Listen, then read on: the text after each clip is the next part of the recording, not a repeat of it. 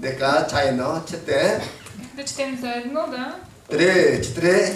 Като каза това, Исус излезе с учениците си отвъд потока Кедрон, където имаше градина, в която влезе той и учениците му.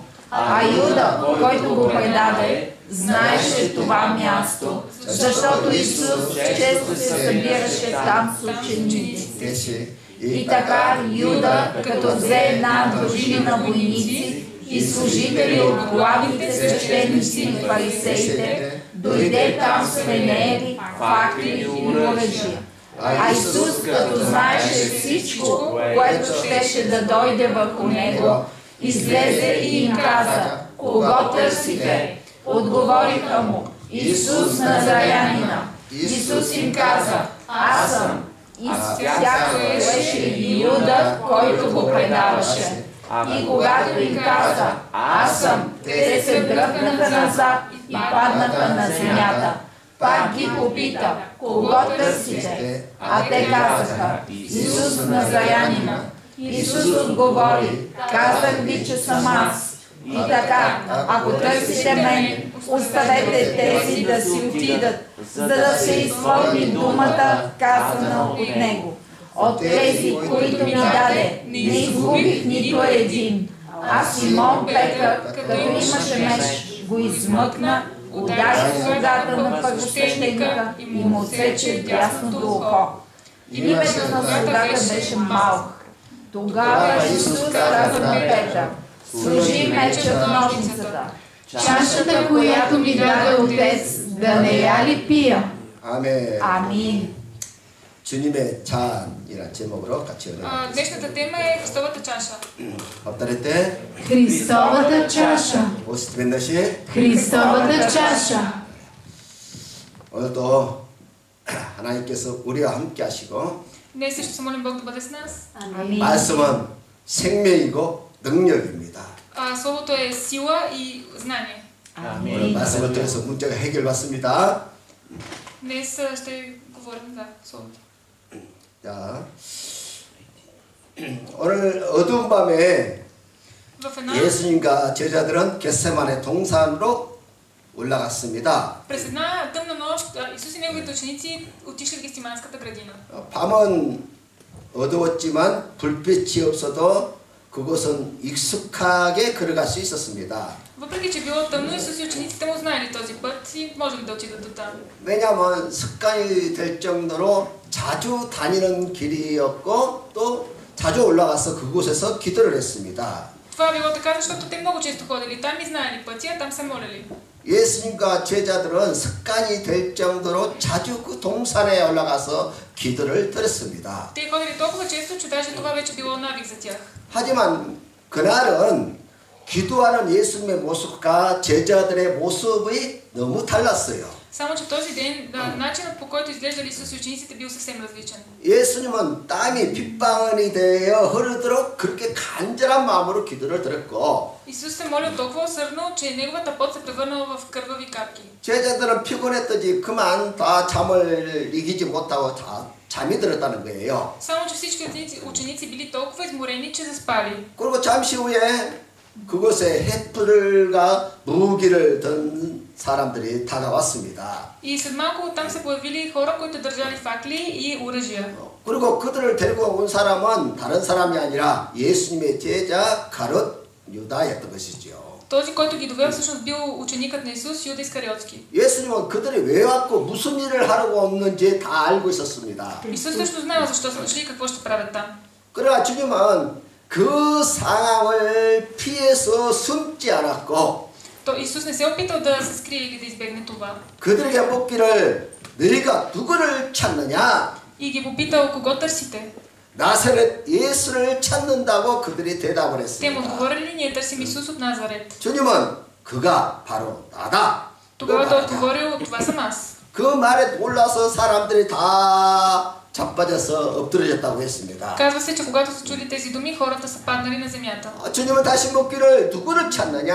Той отново попитал, кого търсите? 그들의 대답이 나사렛 예수를 찾습니다. И отново получили същия отговор. 주님은 대답하시기를 너희에게 내가 그지라 하였으니 그를 찾았거든 다른 사람을 그냥 내어 보내라. Той казал ви, че съм аз. И така, ако търсите мен, оставете тези да си отидат. 주님은 자신을 잡으려고 온 사람들에게 자신을 숨기지 않고 오히려 잡혀줬다는 것입니다. Но вместо да се скрие от тези хора, Исус всъщност позволил да бъде хванат. 그때 베드로가 칼을 꺼내서 제사장의 종의 오른쪽 귀를 잘라버렸다는 거예요. В този момент Петър извадил своя меч и отрязал дясното ухо на слугата на първосвещеника. 그러자 예수님께서 베드로를 말리고 난 다음에 말구에 떨어진 키를 주어서 붙여주고 치료해 주었다는 거예요. Но всъщност Исус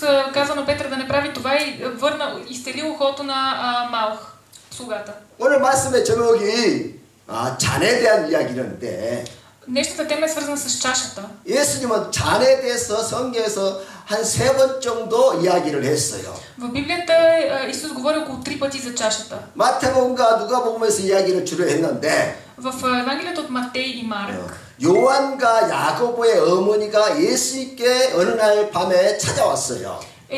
през една вечер майката на Яков и Йоан отива при Исус и му казва следното. 예수님, 당신이 이에 오르거든 내 아들 요한과 야고보를 오른쪽과 왼쪽에 앉게 해 주십시오. Господи, когато ти се възкачиш в Твоето царство, може ли единият ми син да седне отдясно, а другият отляво на теб? 주님은 그들을 바라보면서 하신 말씀이 내가 마시려는 잔을 너희가 마실 수 있겠느냐? Отговорът на Исус бил: вие можете ли да пиете чашата, която аз ще пия?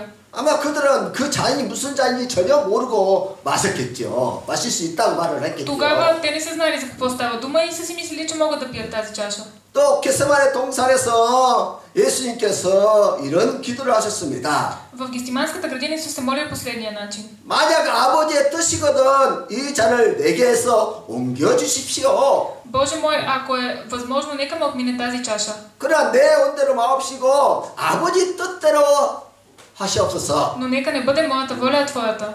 이렇게 예수님께서 3번 잔에 대해서 말씀을 하셨는데 И така Исус е говорил 3 пъти за тази чаша. 이 잔은 우리가 잘 아는 것처럼 십자가에 쓴 고난의 잔을 말하는 것이고 И както ние знаем, става дума за горчивата чаша на изпитанията на кръста. 또 죽음의 잔을 말하고 있다는 것입니다. И за чашата на смъртта. 그래서 예수님은 아버지께서 주신 잔을 순종함으로 받았고 Исус всъщност даже с подчинение приел тази чаша от своя отец. 그리고 구원의 문을 활짝 열어놓았다는 И 것입니다. по този начин е отворил вратата за спасение на нас. 그럼 구체적으로 이 주님의 잔은 어떤 잔일까요? Всъщност, по-точно каква е тази чаша на Исус? 첫째로 주님이 받으신 잔은 피하지 않고 받으신 На 잔이었습니다. първо място това е чаша, която Исус не е отхвърлил, а е приел. 주님은 십자가 고난을 앞두고 겟세마네 동산에서 하나님께 기도하기 시작했습니다. Исус е предвкусвал изпитанията на кръста и затова отишъл в Гестиманската градина, където се е молил. 내 아버지여, 만일 이 할만하시거든 이 잔을 내게서 지나가게 하옵소서. Отче мой, ако е Твоята воля, нека ме отмине тази чаша, е казал той. 그렇게 주님께서 그렇게 간절히 기도하신 이유가 무엇일까요? Каква е причината толкова усърдно да се е молил Исус? 예수님은 십자가에 달려서 당할 육체적 고통이 얼마나 두려운가를 아셨습니다. Ние знаем, че все пак е било страшно да се изправиш пред изпитанията на кръста. 예수님도 물론 우리 인간같이 똑같은 육체를 가진 존재이기 때문에 고통을 아시는 분이시죠. И Исус също е познавал болката, защото и той е бил в човешко тяло на земята. 그도 고통을 피하고 싶었을 것입니다. Но той наистина ли искал просто да избегне болката? 그래 단지 그 이유 때문에 고난의 잔을 옮겨 달라고 한 것이 아니라는 것이. Той не е помолил Бога да премахне тази чаша от него просто защото се е страхувал. 이것은 초대교회 역사를 통해서 우리가 알 수 있는데. Това го разбираме от историята на ранната църква. 당시 사도들과 성도들은 박해로 인해서 수많은 사람들이 순교를 당했습니다. Знаем, че Последователите на Исус са били преследвани от римляните и са били изтезавани. 나무에 묵혀서 하행을 당한 사람들도 있었고 Има хора горени на клада, 또 사자에게 물어 뜯겨서 죽임을 당한 사람도 있었고 както и хора, които са били разкъсвани и убивани от лъвове. 그러나 아무로 두려워하지 않고 당당하게 순교했다는 것입니다. Те всъщност не се са страхували и всъщност приели тази съдба с сила. 그들은 굳게 믿음 위에 서서 마지막 순간까지도 찬송하며 최후의 길로 갔던 것이지요. Те дори в последните си мигове са хвалили Бога с химни и така са преминали. 하물며 예수님이 죽음이 들어와서 아버지께서 주신 차를 거부할 리가 없다는 것입니다. Така че няма вариант, в който Исус се е страхувал и той искал да откаже тази чаша от страх. 그러면 주님께서 그같이 기도하신 이유가 무엇일까요? Тогава защо се е молил по този начин? 사실 주님이 당하신 고난은 우리 죄를 대속하기 위한 고난이었습니다. Това е било мъчение, през което Исус е преминал, за да се справи с греховете, с които ние трябва да се справим. 사실 우리는 그 죄를 해결할 능력이 없어요. Ние нямаме силата да направим това сами. 그래서 주님께서 대신 죄를 담당하셨다는 것입니다. Затова Исус е поел тези грехове и наказанието вместо нас. 쉽게 말하면 죄인들이 받아야 할 하나님의 심판을 주님이 대신 받으셨다는 것이에요. Всъщност Исус е взел гнева и наказанието на Господа, които са били предназначени за нас. 성경은 말합니다. 나무에 달린 자마다 저주 아래 있는 자라고 했습니다. Казвало се, че всеки, който е разпънат на кръст, е бил човек под проклятие. 이것은 예수님께서 친히 우리를 위해서 저주를 받으신 바 되셨다는 거예요. Всъщност Исус лично е приел такова проклятие заради нас. 하나님의 저주를 받아서 심판받은 것은 단순히 죽는 것과는 차원이 다른 일이었어요. Всъщност това да приемеш Божия гняв и Божия съд е много по-страшно от това просто да умреш. 죄인이 되어서 하나님의 진노의 심판을 받는 것은 사실 죽음보다 더 두려운 일이었다는 것이에요. Да, това е нещо много по-плашещо от просто смърт. 하나님은 공의의 하나님이세요. Господ е праведен. 하나님은 죄를 미워하시고 죄에 대해서 진노하신 분이세요. Той мрази греха и се гневи за него, срещу него. 그런데 예수님이 우리의 죄를 대신 지시고 하나님의 진노의 심판을 받으신 것이에요. Затова Исус всъщност се е поел този гняв и това съдене, което е било предназначено за нас. 그 십자가를 짓다는 것은 예수님께서 하나님께로부터 예면을 당하는 사건입니다. Всъщност тогава дори Исус е бил оставен от Бога. 하나님과의 관계가 단절되는 아주 무서운 사건인 것이지요. Било е много страшно, защото той се е отделил от това да има общуването с Бога. 그래서 예수님께서 기도하기를 만약 피할 수가 있다면 이 잔을 내게서 지나가게 하옵소서 하고 기도했던 것입니다. Затова той се е молил: Боже мой, нека ако възможно му отмине тази чаша. 예수님은 영원전부터 항상 하나님 아버지와 동행을 하셨어요. Знаем, че Исус е бил с Бога от началото на времето винаги. 그때 십자가에 달렸을 때는 하나님이 그를 철저하게 애면하시고 단절했다는 거예요. Но в мига на смъртта на кръста Господ просто е оставил Исус. 그래서 주님은 그렇게 될 것을 다 아셨기 때문에 영적으로 고민하게 됐다는 거예요. Всъщност Исус е знал, че това ще стане и притесненията, които има, са били по-скоро духовни. 죄에 대한 하나님의 심판이 너무 엄중하다는 것도 알았을 거고. Той е знал колко строго е всъщност колко строг е съдът на Бога за греха. 전 인류의 죄를 담당하는 그 잔의 무게가 얼마나 무거운가도 알았다는 것입니다. И е знал колко е тежко теглото от това да стане срещу тези грехове. Да 그래서 할 수만 있다면 십자가가 아닌 다른 방법으로 구원을 하기를 원했다는 거예요. И той всъщност искал, ако е възможно, все пак да поеме тази отговорност по друг начин, не чрез кръст. 그래서 다른 잔으로 죄를 해결할 수 있으면 얼마나 좋을까? Колко ли хубаво би било, ако имало и друг начин.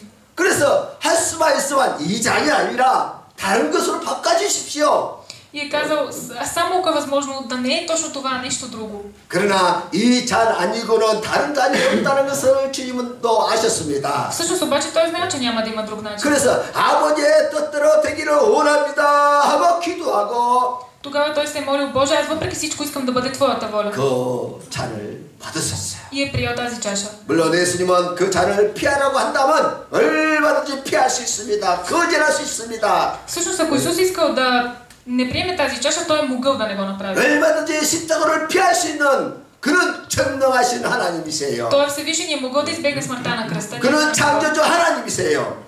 Той знае, че този, който казва нещата, е Господ. 하지만 주님은 피하고 싶었던 잔이지만 아버지께서 나에게 맡겨주신 잔이기 때문에 Знае, че той иска да не приеме тази чаша, но е знал, че Господ му е дал и 아버지께서 주신 잔을 내가 마시지 않겠느냐 하면서 예, 그 잔을 받았다는 ще 것이죠. пия чашата, която моят отец ми дава, и така е приел.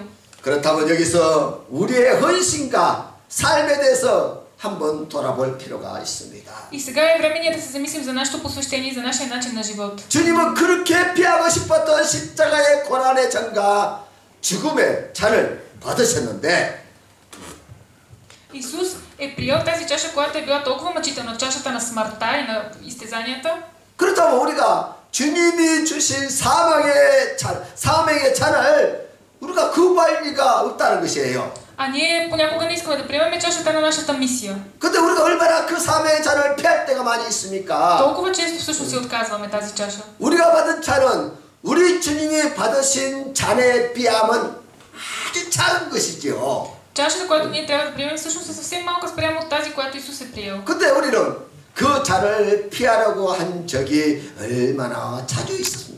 Но колко често ние сме се опитвали просто да я откажем? 단지 시간이 없다는 핑계를 대기도 하고 Понякога използваме времето, липсата на време за извинение. 또 귀찮다는 이유로 자주 그 잔을 거절했던 것이죠. А друг път си намираме някаква друга причина, досадно ние, например. 우리는 쓴 잔은 거부하고 단 잔만 받아 먹으려고 하는 그런 습관을 가지고 있다는 것이죠. Имаме навик да отвърляме горчивите чаши и да приемаме само сладките. 그러나 만약에 사명의 잔을 거부한다면 Но ако всъщност откажем чашата на нашата мисия, 다음에 우리가 천국 가면 아무 상이 없다는 거예요. всъщност ние на небето няма да можем да получим награда. 아무런 면류관이 없어요. Няма как да стане това. 할렐루야. 두 번째로 주님이 받으신 잔은 우리가 받아야 할 잔이었습니다. Второ, чашата, която чашата на Христос е трябвало да поемем ние. 구약 성경에서 잔은 하나님의 진노와 심판을 상징하는 단어였습니다. В Стария завет чашата е символ на Божия гняв и на Божия съд всъщност. 이사야 빈샤 뻘어먹으려봐 드바이스에 붙어있을게요.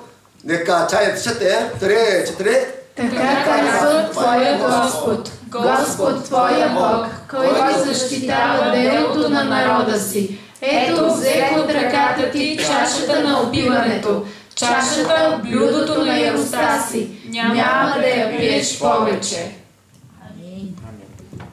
여기서 하나님의 잔은 진노의 심판을 상징하고 있어요. Както казахме вече, това означава, чашата в Стария завет е символ на гняв и на съд. 그러면 하나님의 진노의 잔을 받아야 할 대상은 누굽니까? Тогава, кои са тези, които трябва да приемат тази чаша на гняв и на съд? 죄인들이죠, 죄인. Това сме грешниците ние, т.е. 에베시아에 들어갈라봐 들으시죠.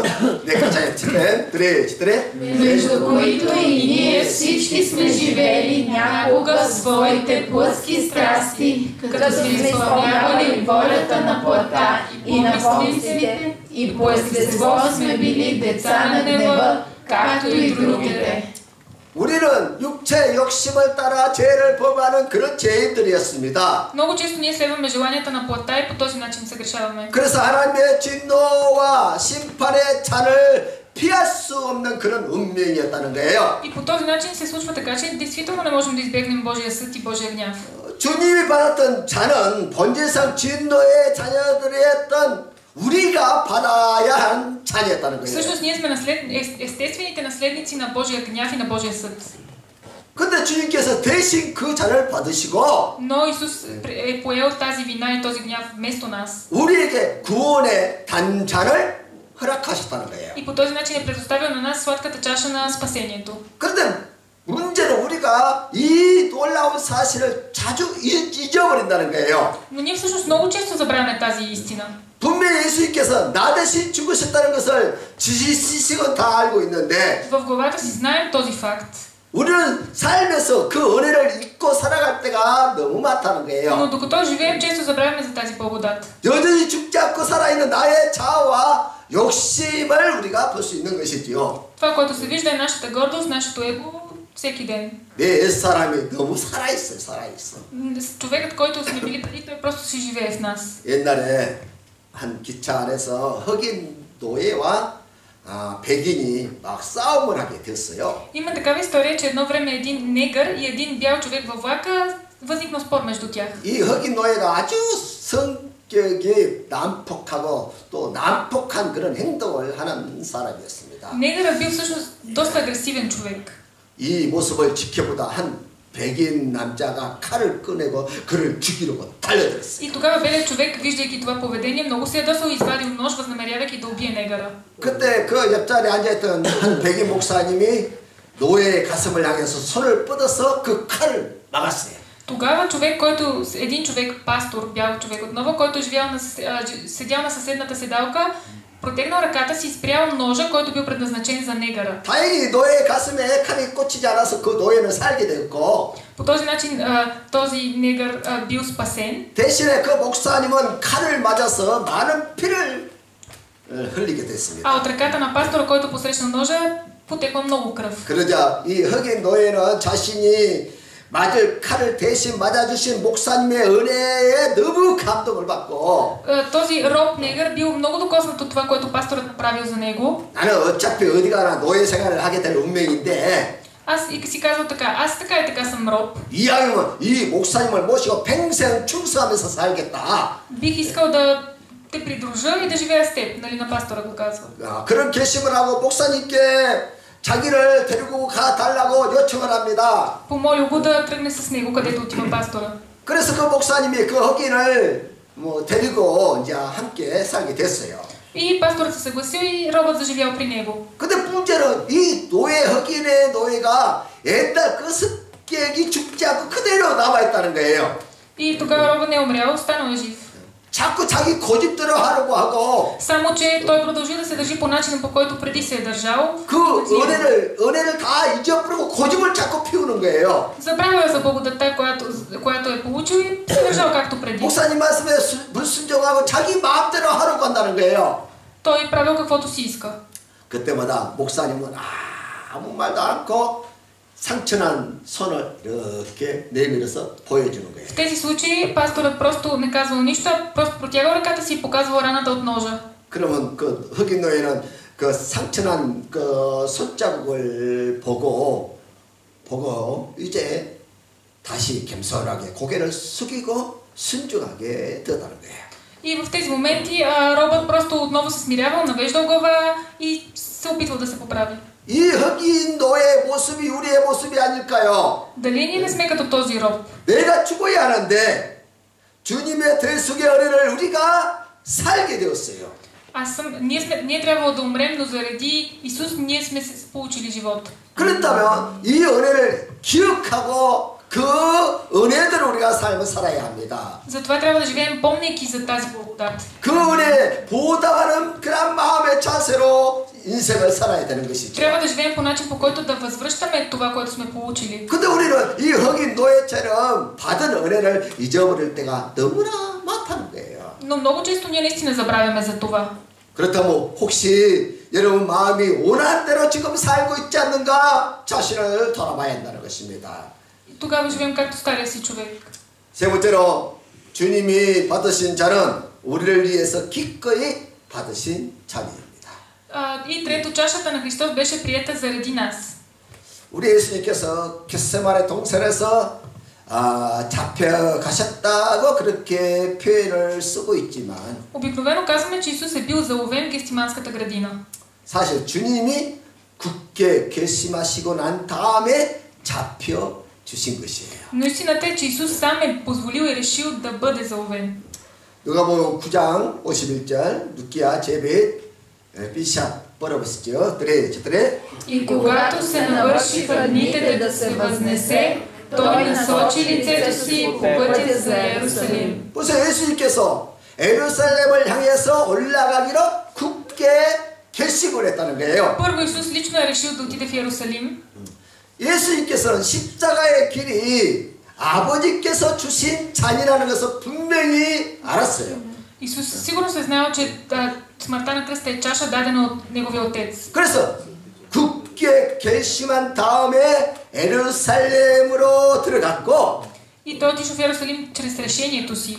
그리고 성전으로 들어간 거예요. И е влязъл в храма.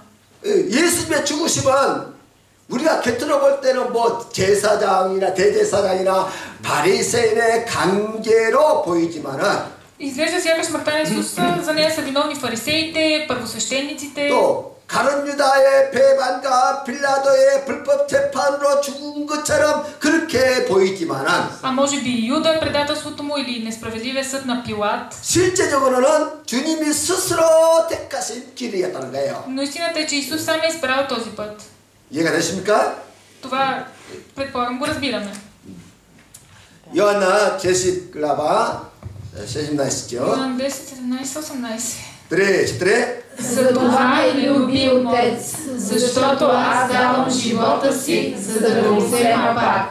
Никой не ми го отнема, а аз от себе си го давам. Имам право да го дам и имам право пак да го взема. Тази заповед получих от своя Отец. 아멘. 이 말씀처럼 우리에게 생명을 주시려고 주님이 스스로 목숨을 버리셨다는 거예요. Тези думи доказват, че Исус е отвърлил своя собствен живот, за да спаси нашия. 예수님이 어쩔 수 없어서 억지로 십자가를 진 것이 아니라는 것입니다. Той не е бил разпънат, защото е нямал избор и така се е случило. 능력이 없어서 고난의 십자가를 진 것이 아니라는 거예요. И не е претърпял тези изпитания, защото не е бил способен да се освободи от тях. 아버지의 뜻을 이루기 위해서 당당하게 십자가를 치신 것이에요. Той с гордост е поел тези мъчения, защото е искал да бъде Божията воля. 왜 예수님은 그렇게 고난의 잔을 기꺼이 받으셨을까요? Той всъщност с удоволствие приел тази чаша. 우리를 사랑하셨기 때문에. Защо? Това е било, защото много ни обича. 사랑하는 우리를 구원하기 위해서 십자가의 이에 달리셨다는 거예요. Той е бил разпънат на кръст заради тази своя любов към нас. 믿습니까? Вие вярвате ли в това? 그리고 아버지여 어찌하여 나를 버리셨습니까? 십자가 이에서 절규하셨습니다. Знаем, че когато Исус е умрял, той е казал: Боже мой, защо си ме оставил? 사실 그렇게 십자가에서 절구했지만은 사실 그 순간이 예수님은 가장 행복한 순간이었다는 거예요. Всъщност, в мига, в който Исус е извикал това, той е бил щастлив. 우리를 너무 사랑하시고 구원하시는 그 기쁨이 예수님에게는 가장 행복한 순간이었다는 거예요. За него това е било щастлив момент, защото той знаел, че всъщност го прави, за да спаси нас. 우리를 얼마나 사랑하셨으면 십자가의 그 고통 중에서도 행복할 수 있을까요? Представяте ли си колко трябва да ни обича, за да може да е щастлив дори в подобен миг? 얼마나 큰 사랑이기에 고난마저도 행복이 될 수 있을까요? Колко трябва да обичаш някого, за да можеш да се радваш и в мъченията? 존 큐라는 미국 영화가 있습니다. Има един американски филм, който се казва Джон Кю. 아주 평범하고 성실하게 살아가는 한 흑인 노동자 가정의 이야기를 다루고. Става дума за едно обикновено семейство от негри, които живеят скромно и честно.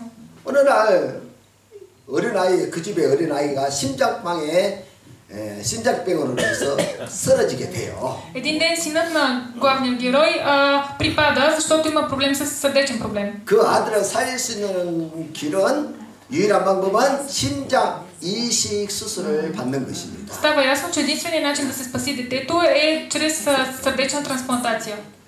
그런데 이 수술을 받으려면 리스트에 올리는 데만 7만 달러가 들어가는 거예요. Но само за да се изкачи в листа за кандидати за тази трансплантация, бащата трябва да плати $70,000. 그리고 총 수술비가 25만 달러가 들어간다는 거예요. А самата операция струва около $250,000. 그래서 이 아버지가 사방으로 돌아다니면서 그 돈을 구하려고 쫓아다니는데 이게 안 모아지는 거예요. Бащата се опитва да потърси тези пари абсолютно навсякъде, само че не се е получило.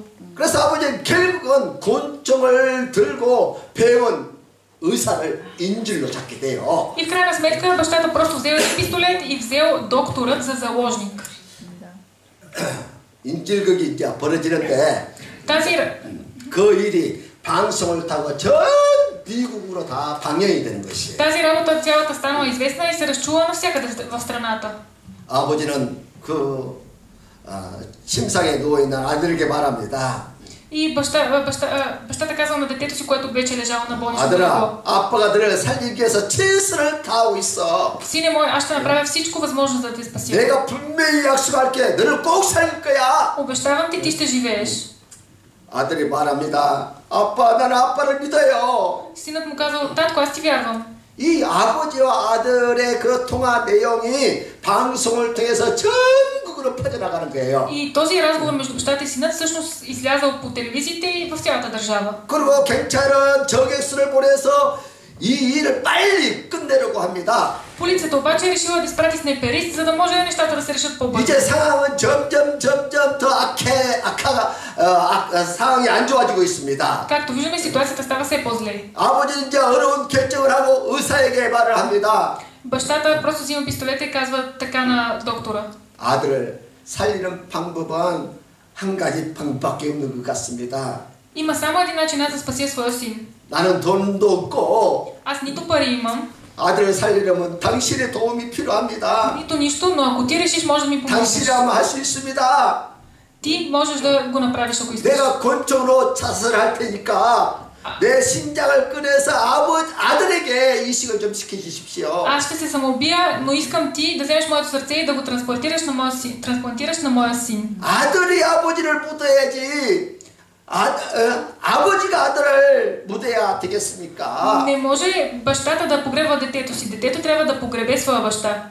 그리고 아버지는 자신이 죽겠다며 수술대에 올라가 눕습니다. След тези думи бащата легна на операционната маса с мисълта, че ще се самоубие. 그래서 감동을 받은 의사가 자신의 명성을 걸고 당신을 내가 돕겠습니다. Обаче лекарят тогава бил много докоснат от тези думи и казал, ще използвам своята репутация, за да мога да ти помогна. 당신 아들 반드시 살리겠습니다. Със сигурност ще спася сина ти. 그리고 이제 자살하는 그 순간에 기적적으로 심장 기증자가 나타나게 돼요. В този момент, като по чудо се появява кандидат за трансплантацията и детето бива спасено. 그리고 무사히 심장 이식 수술을 받고 극적으로 살아났다는 그런 아주 감동적인 영화예요. Филмът е много докосващ, защото детето наистина се оправя като по чудо и нещата се продължават добре. 이제 이것이 바로 아버지의 사랑이죠. Това точно е любовта на бащата.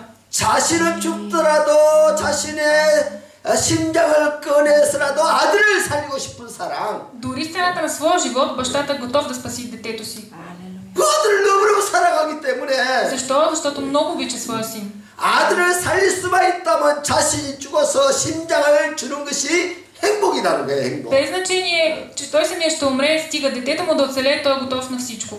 우리 주님도 우리를 너무 사랑하셔서 십자가 위에 달리셨습니다. По същия начин Исус умира на кръста заради нас, защото много ни обича. 그리고 자신의 몸을 다 내어주시고 Той дава цялото си тяло, всичко. 모든 물과 피를 다 쏟아내시기까지 우리를 И 사랑하셨습니다. сред много пот и сълзи той поема мъченията заради нас. 그런데 이 놀라운 사랑을 받은 우리는 지금 어떤 모습으로 살아가고 있습니까? Но ние, при които сме приели тази благодат, сега как живеем? 그 큰 사랑을 받은 사람으로서 얼마나 이웃을 사랑하고 용서하고 있습니까? Ние всъщност прощаваме ли, живеем ли както трябва да живеем? 주님의 사랑을 전하는 일에 얼마나 우리가 힘써 노력하고 있습니까? Ние правим ли усилия, след като сме получили Божията любов? 도저히 용서 못할 사람이 있습니까? Има ли още хора, които не могат да простят на някого? 도저히 사랑하지 못할 사람이 있습니까? Такива, които не могат да обичат някого? 혹시 있다 할지라도 너 주님이 우리를 어떻게 사랑하셨는가를 기억한다면 Дори да има, ако си спомним колко много ни обича Исус, 우리가 기꺼이 용서하고 사랑할 수 있다는 것이에요. можем да простим и така да продължим живота си. Амин. 우리가 주님의 사랑을 안다면 그 사랑을 전하면서 살게 된다는 거예요. Ако познаваме Божията любов, трябва да живеем предавайки я на другите. 이렇게 우리 주님께서 받으신 잔은 죄인인 우리가 받아야 할 그러한 잔이었던 것이죠. Виждаме, че чашата, която е трябвало да приемем ние, всъщност Исус я е приел. 그러나 주님은 그 잔을 피하고 싶었지만 피하지 않으셨고 Той е искал да избегне, но въпреки това не я е избегнал. 우리를 너무 사랑했었기 때문에 우리를 위해서 기꺼이 그 잔을 받으신 거예요. Той я приел, защото много ни е обичал. 그렇다면 이 놀라운 사랑을 받은 우리는 이제 어떻게 살아야 할까요? А ние, които сме получили тази безкрайна любов, как живеем сега? 아버지 하나님께서 우리에게 주신 사명의 잔을 우리가 피하지 말아야 한다는 것입니다. Това, което трябва да направим е да не отхвърляме чашата на нашата мисия. 아멘. 그리고 우리의 옛사람을 십자가 아래 다 못 박고 Трябва да разпънем старият си човек, старата си личност на кръст. 더 나아가서 주의 사랑을 받은 것을 그 사랑을 우리가 실천하면서 살고 И трябва да показваме на практика Божията любов. 하나님 주님의 사랑이 이러한 사랑입니다. 이 사랑을 전하는 우리 모두가 되어야 합니다. И трябва да стане посланици на Неговата любов. 아멘. 이것이 바로 이렇게 은혜를 보답하는 삶을 만들어가는 것이 우리의 삶이라는 거예요. Трябва да живеем живот, който прави така, че тази благодат, която сме получили, да се връща. 오늘 주님의 대속의 은혜와 사랑을 되새기면서 새로운 결단이 있기를 주의 이름으로 축복해 드립니다. Надявам се ние да можем да получим желание за нови решения, премисляйки тази благодат и на това, което Исус е направил. Амин. 아멘. 아멘. 아멘. 기도하겠어요. Ще се молим. 하나님의 크고 놀라신 사랑에 감사를 드립니다. Боже, благодарим Ти за Твоята огромна любов. Амин. 예수 그리스도의 십자가의 고난과 희생에 감사를 드립니다. Благодарим за жертвата и изпитанията, които Исус е поел за нас. 주님은 죽음의 잔을 받으시고 3일 만에 무덤에서 부활하셨습니다. Исус прие чашата на смъртта и възкръсна след 3 дни. 주님이 우리의 생명의 왕이 되시고 주가 되십니다. Исус е Господар и цар на нашия живот. 이제 주님께서 우리에게 허락하신 사망의 잔을 받들겠습니다. Ще поемем своята мисия, която е от Исус.